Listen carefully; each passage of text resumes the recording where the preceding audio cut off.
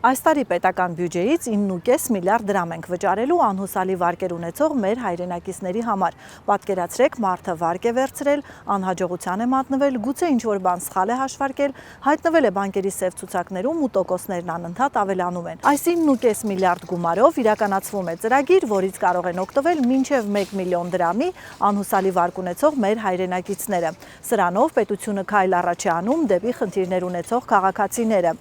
Սա լավ է նաև պետության համար, քանի որ մարդիկ ստվերային աշխատողից դառնում են օրինական, լավ է մարդու համար, քանի որ նոր շանս է ստանում, ամենալավը բանկերի համար է, քանի որ ազատվում են անհուսալի վարկերից, բայց նոր վարկեր տրամադրելիս էլ շարունակում են հաշվարկել բարձր ռիսկային սանդղակով։ Մի քիչ անհարմար է ստացվում ֆինանսապես կարգապահների նկատմամբ, քանի որ նրանց վճարած հարկերից ուղղվելու են նաև այս անհուսալի վարկերին։ Ինչևէ, այս ծախսն արդեն նախատեսված է պետական բյուջեով, այնպես որ եթե դժվարին ֆինանսական վիճակում եք հայտնվել, մի թողեք տոկոսներն ավելանան, օգտվեք ծրագրից, իսկ մեկնաբանություններում գրեք, թե արդյոք տեղյակ եք, որ նման ծրագիր կա, եւ տվյալ դեպքում դուք խնդիր ունեցողների, թե խնդիրը լուծողների շարքում եք։